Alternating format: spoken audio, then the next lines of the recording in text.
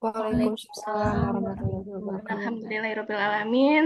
Walaupun hari sudah siang ya, apalagi ini pelajaran fisika ya yang banyak konsep sama teori, saya harapkan kalian tetap semangat lah.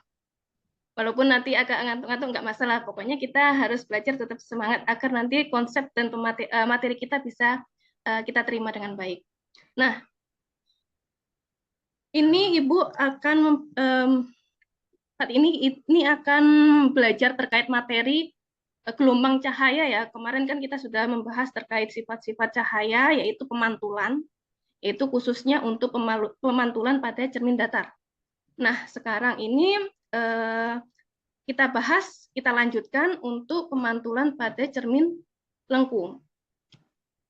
Nah, capaian pembelajaran pada hari ini melanjutkan dengan yang kemarin, itu tetap kita akan membahas terkait konsep-konsep dasar fisika yang kaitannya dengan sifat gelombang, yaitu pemantulan cahaya, dan nanti ada pemanfaatan atau penerapannya di dalam teknologi. Jadi walaupun fisika itu hanya banyak orang yang mengatakan hanya sekedar konsep atau teori saja, tetapi kita ingat bahwa dalam perkembangan teknologi itu pasti ada pemanfaatan atau ada kontribusi di fisikanya, entah itu kuantum atau apapun itu. Nah, kita akan membahas terkait pemanfaatan pemantulan cahaya di dalam teknologi.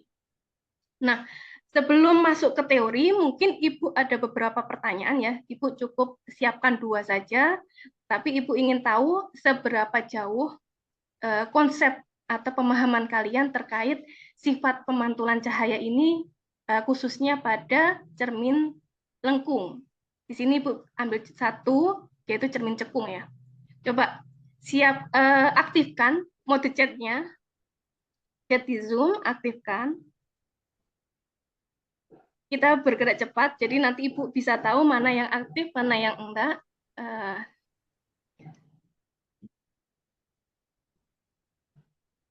Oke. Coba dari kita masuk ke nomor 1, soal pertama. Coba jawab di kolom chat. Gambar di samping termasuk dalam bentuk apakah A. cermin cekung, B. cermin cembung, atau C. pendapat lain? Coba saudara-saudara silahkan menjawab di kolom chat.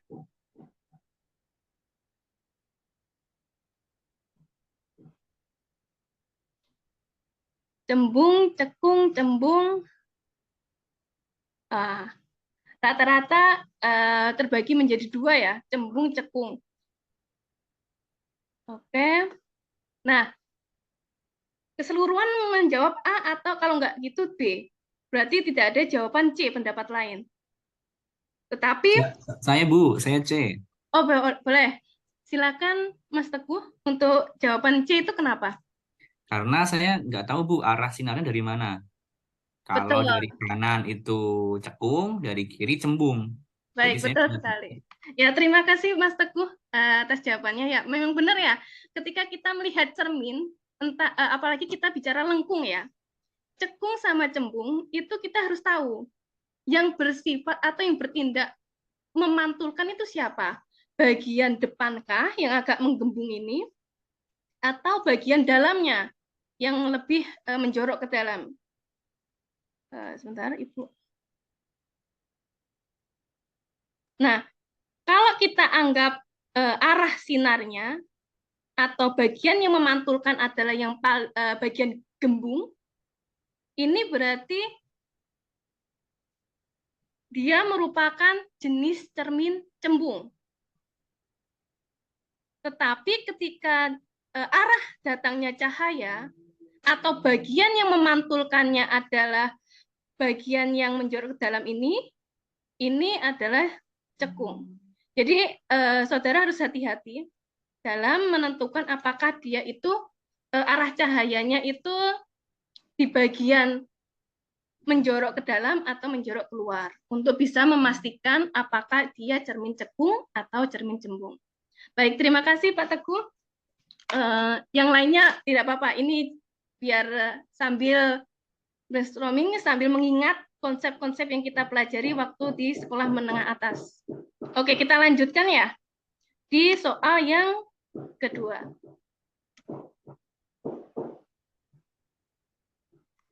cermin cekung memiliki sifat A, menyebarkan semua sinar yang datang atau disebut dengan divergen, ataukah B, memusatkan semua sinar yang datang pada satu titik atau yang disebut dengan konvergen. Yang C, membiaskan sinar yang datang. Silakan menjawab di kolom chat.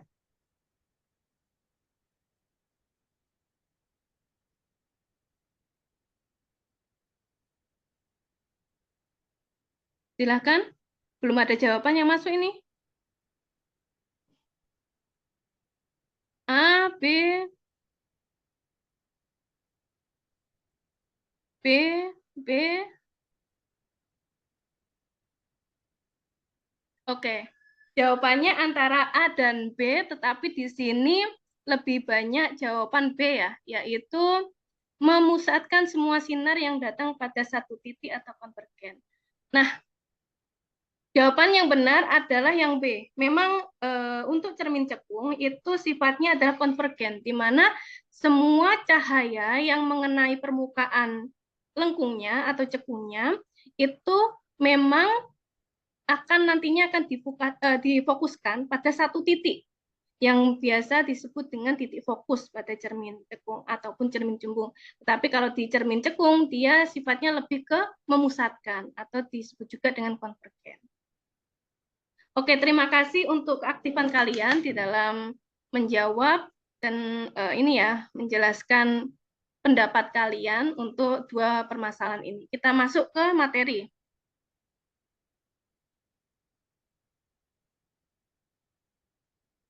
Nah, seperti yang Ibu tadi sampaikan, bisa dilihat di situ ada dua cermin. Cermin lengkung itu, sebelah kiri itu cermin cekung, sebelah kanan cermin cembung. Terlihat bahwa sama-sama lengkung, tetapi kalau kita bisa menentukan terlebih dahulu arahnya itu ke arah mana, menuju kemana, ke permukaan apa, itu kita bisa lihat bahwa kalau sinarnya itu menuju ke arah dalam, itu cekung, di mana untuk cermin cekung itu sifatnya memang memfokuskan ya nanti. Semua sinar yang datang itu akan difokuskan ke satu titik ini, yaitu namanya titik fokus. Tetapi kalau cermin cembung, itu memang sifatnya menyebarkan ya. Jadi setiap cahaya yang datang, entah itu sejajar, entah itu membentuk sudut, itu akan dipantulkan ke berbagai arah dengan titik fokusnya. Perbedaan antara cermin cekung dan cembung itu titik fokusnya pada cermin cembung itu adalah titik yang menjadi ini perpanjangan antara sinar pantulnya. Jadi kalau kamu tarik garis sejajar dengan sinar pantul, kamu akan mendapatkan satu titik yang sama di antara semua pantulan tadi. Itu yang dinamakan dengan titik fokus ya. Jadi ciri yang pertama di dalam menentukan cermin itu yang pertama adalah dari arahnya. Arah datangnya sinar di permukaan yang memantulkan. Nah, di dalam pemantulan tadi kan ada beberapa sinar ya, apalagi kalau kita bicara tentang gelombang, apalagi gelombang cahaya, di mana sinar matahari itu yang termasuk gelombang cahaya itu kan menyebar ke segala arah. Dia punya arah yang tidak hanya satu, berarti heterogen arahnya. Nah, ada aturan sinar-sinar istimewa pada cermin cekung. Ini sambil mengingat materi yang dulu waktu sekolah menengah atas, bahwa tiga sinar yang pertama adalah sinar datang yang sejajar sumbu utama. Ini ada yang kurang, yaitu arahnya ya, arahnya harus kita tahu dulu.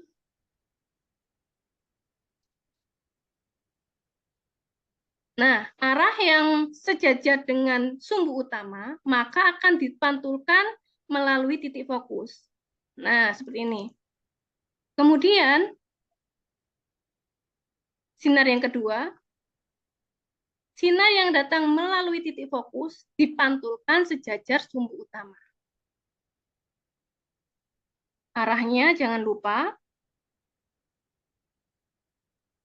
karena besaran fisika itu, kalau kita bicara fisika itu kan besaran vektor ya, dia tidak hanya punya nilai, tetapi juga arah. Jadi harus hati-hati di situ.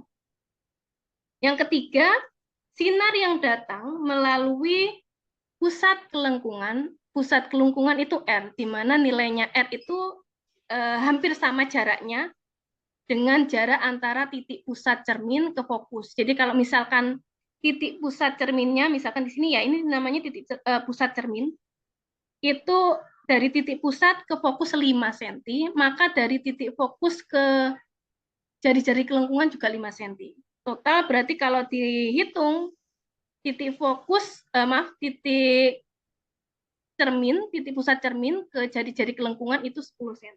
2 kalinya. Saya kembalikan, sinar datang menuju pusat kelengkungan, maka akan dipantulkan dari pusat kelengkungan itu sendiri. Arahnya jangan lupa.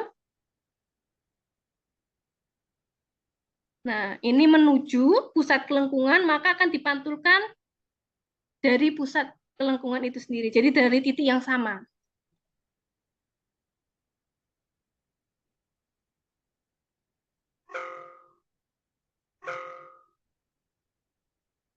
Oke. Untuk penentuan bayangan, kalau kita bicara cermin ya, apalagi cermin itu kan salah satu contohnya cermin datar yang kita biasa untuk bercermin. Itu kalau kita ada benda, pasti ada bayangan di situ. Sama, ketika kita bicara cermin, pasti di situ ada 2 komponen, yaitu benda dan bayangan.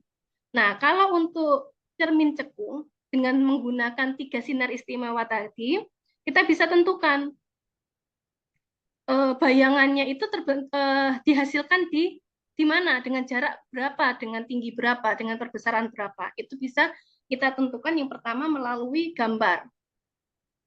Jadi kalau melalui gambar itu yang kita harus tekankan bahwa jarak ukuran itu harus presisi. Jadi kalau misalkan kita pakai fokusnya 5 cm dengan data yang sebenarnya, maka kita bisa menggunakan angka yang sama 5 cm atau menggunakan skala dikecilkan lah. Misalkan menjadi 1:2,5 seperti itu. Nah, kita misalkan ada benda di sini, di mana dia ada di antara fokus dan ada di antara fokus dan jari-jari kelengkungan. Nah, sebelum kita lanjut ke penentuan, ada satu hal lagi yang perlu Ibu ingatkan lagi ya di dalam pembentukan cermin, itu karena kita bicara tadi antara cermin cekung sama cembung, itu yang membedakan kan permukaan yang memantulkan. Padahal kalau kita lihat di sini ada bagian yang memantulkan depan, kita beri apa namanya, kita samakan persepsi bahwa yang bagian memantulkan permukaan yang memantulkan itu depan, yang tidak memantulkan itu belakangnya cermin. Jadi nanti kebalikannya ya kalau di cermin cembung. Antara titik fokus dan titik pusat cermin itu ruang 1. Ini yang harus kalian ingat. Kemudian antara fokus dan jari-jari kelengkungan itu ruang 2. Lebih dari jari-jari kelengkungan jaraknya itu dia berada di ruang 3. Ini sudah paten ya, jadi tidak perlu membuat konsep baru. Di belakang itu ruang 4. Nah, cara menentukan bayangan melalui gambar itu dengan menggabungkan 2 sinar istimewa. Jadi tidak dari 3 tadi kamu pilih 2. Boleh 1, 2, boleh 2, 3, atau boleh 1 dan 3. Nah, ini Berarti sinar istimewa keberapa ini? Ada yang bisa menjawab?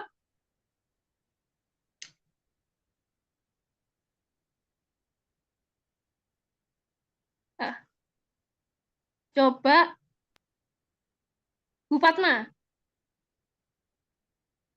Eh, ke satu ya Bu ya.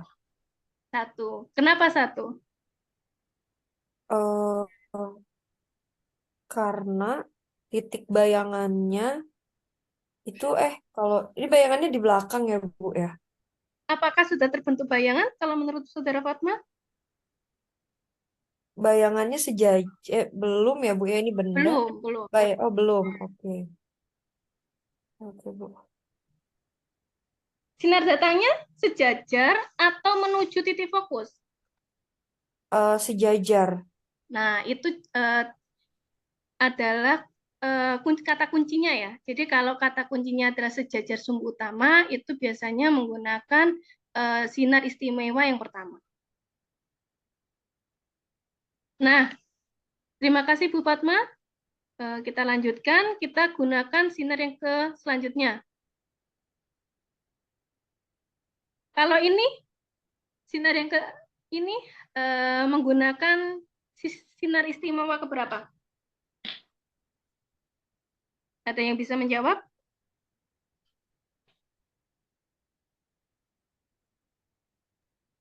Yang kedua ya Bu ya. Betul. Jadi India menggunakan dua sinar ya, sinar yang pertama dan sinar yang kedua. Sinar pertama itu adalah cahaya yang datang dengan arah sejajar sumbu utama, maka akan dipantulkan menuju titik fokus. Kemudian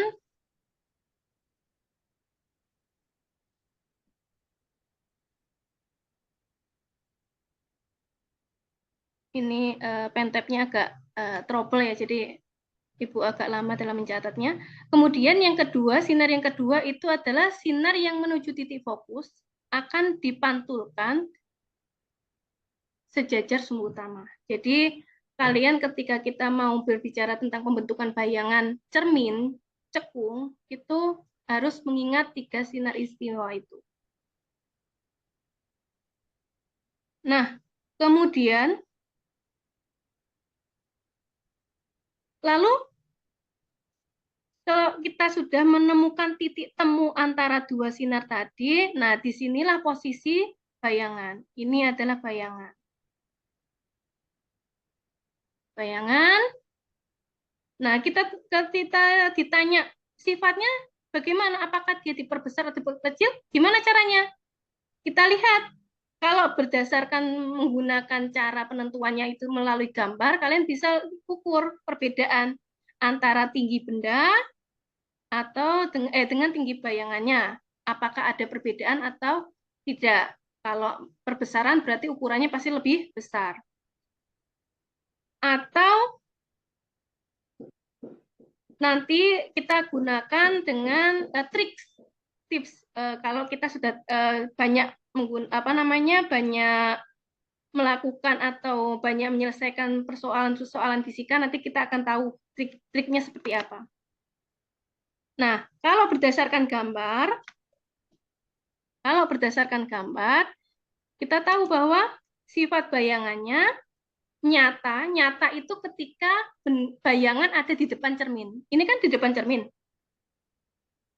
Nyata kalau pembentukan bayangan di cermin itu biasanya satu paket dengan terbalik. Jadi kalau dia bayangannya nyata, otomatis dia pasti terbalik.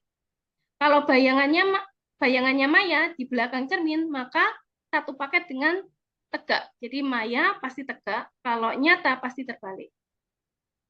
Nah, tadi berdasarkan gambar terlihat bahwa ada perubahan tinggi. Maka karena dia lebih besar, maka sifatnya secara keseluruhan sifat bayangan adalah nyata, terbalik, dan diperbesar. Itu cara pertama, yaitu dengan menggambar.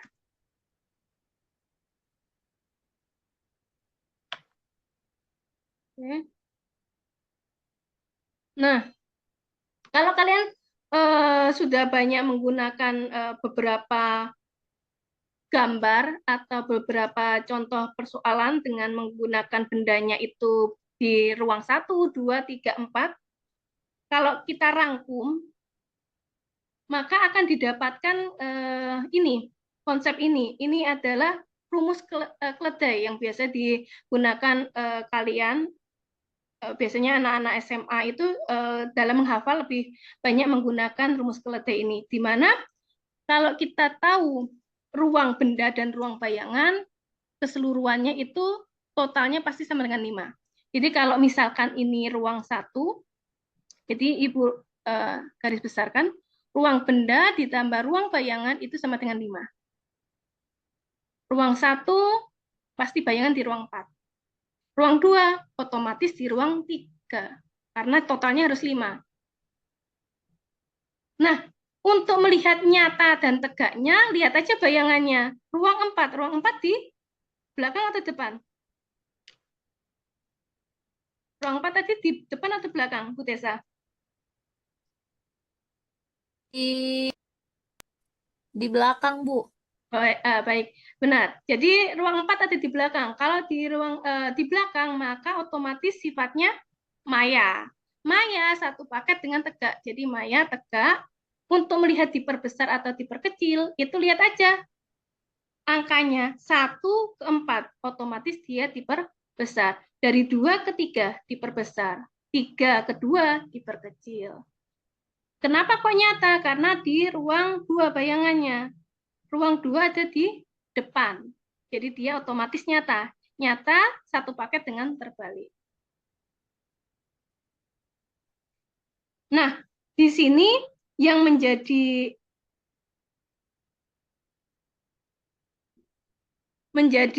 apa namanya? Pengecualian itu ada di bayangan di ruang 1. Karena memang bendanya adalah benda maya. Jadi memang di ini ya, kelemahannya rumus keledai itu kan bagaimana cara kita mengkait-kaitkan, menghubung-hubungkan, walaupun ada beberapa yang memang sesuai konsep, ada yang tidak. Jadi untuk yang ruang 4, benda di ruang 4, bayangan di ruang 1, tetapi untuk sifatnya nyata sama tegak. Tapi secara keseluruhan untuk diperbesar dan diperkecil itu sama semua. Selain itu Ibu ada Umi, dua. maaf, Ibu Umi, boleh langsung ke kesimpulan dan penutup, Ibu? Waktunya sudah habis.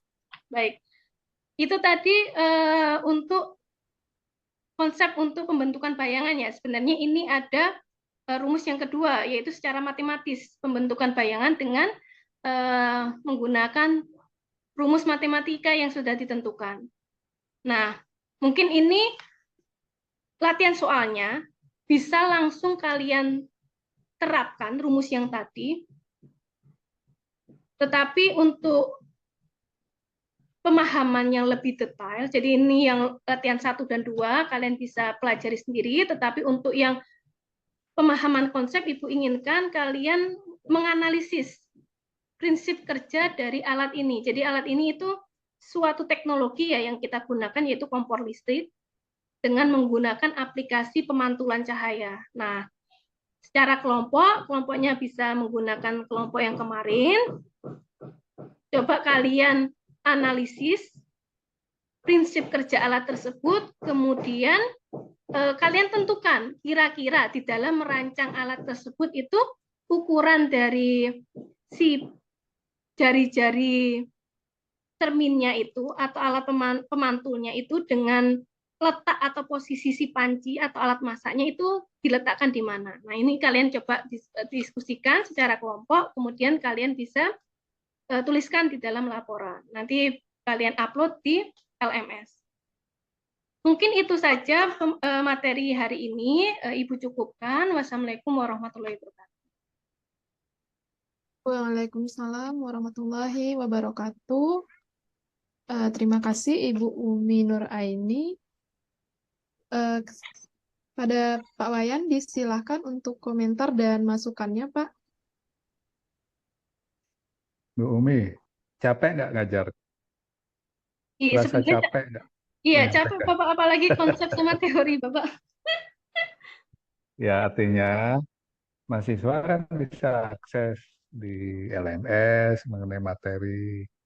Jadi semua materi itu sudah tersedia di LMS asinkronusnya gitu. Itu disediakan termasuk penugasannya, kemudian nanti ada petunjuk di situ bahwa setiap pertemuan misalnya dia harus membuat catatan digital atau bahan presentasi yang setiap saat bisa kita minta untuk ketika tatap muka dia harus present mengenai apa yang sudah dipelajari di setiap pertemuan LMS-nya. Gitu ya. Itu jauh lebih simpel. Lebih baik mahasiswa suruh menelusuri, mengeksplorasi konsepnya dulu. Nah, nanti kita tinggal meluruskan, mengkonfirmasi, membenarkan, menyalahkan gitu ya. Atau memperbaiki konsep yang masih keliru gitu ya.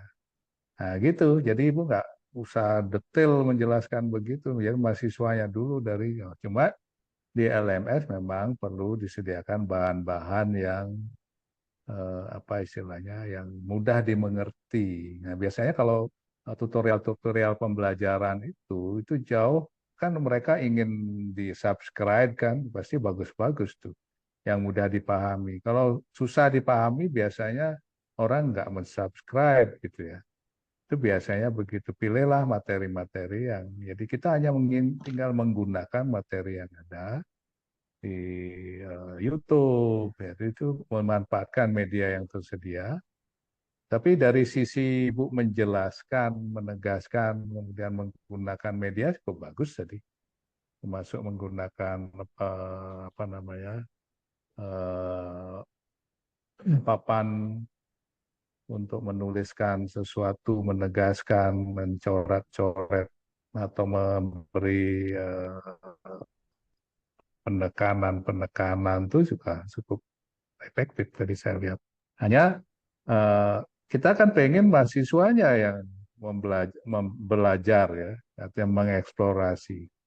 Nah, cuma di LMS-nya itu memang harus disiapkan. Makanya sinkronus asinkronusnya itu benar-benar diperhitungkan.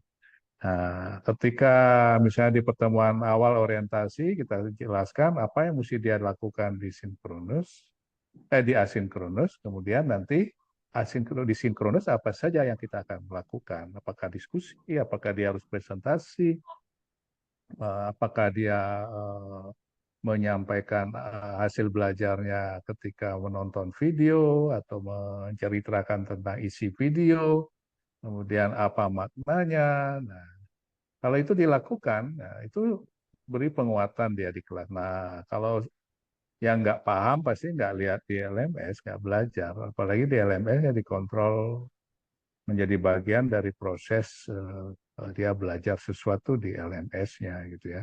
Absennya atau ada kemudian. Nah, yang penting di di asinkronus itu dia diminta membuat catatan digital apa yang sudah dia lihat dari videonya, isi videonya apa, dia deskripsikan.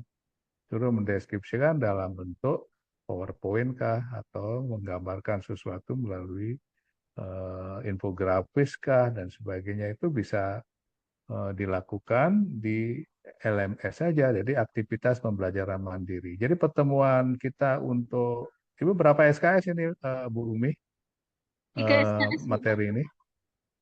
3 Nah, SKS 3 dengan 1 SKS materi. berarti tatap mukanya kan 3 kali 50 menit ya.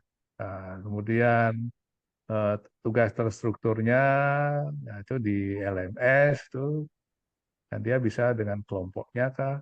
Kemudian tugas mandirinya juga 3 kali 50 menit ya. 3 kali 60 menit kalau tidak salah. Nah, seperti itu. Jadi 170 menit dalam satu kan. 3 kali 170 menit kalau 3 SKS kan. 1 SKS 170 menit kan. 50 menit tatap muka, 60 menit itu struktur dan 60 menit mandiri. Itu nah, diatur sedemikian rupa sehingga itu benar-benar menjadi bagian. Jadi sinkronus asinkronus itu benar-benar menyatu dia. Ya. Nah, itu ya jangan sampai asinkronusnya siap, tapi di kelas malah ibu mengajari dia lagi gitu. Padahal dia cukup belajar dari asinkronus gitu ya. Itu saya kira Bu Umi ya, Dr. Umi. Jadi saya kira ini kalau kita rajin membuat bahan di LMS jauh lebih efektif ngajar kita. Kita nggak capek loh. Mengajar itu kalau ceramah tuh kok capeknya bukan main. Saya merasakan benar itu. Capek sekali Bu. Jadi lebih baik kita mulai dari dia, mulai dari diri mahasiswa memulai. Kemudian baru kita, kalau dia ada kekeliruan konsepnya atau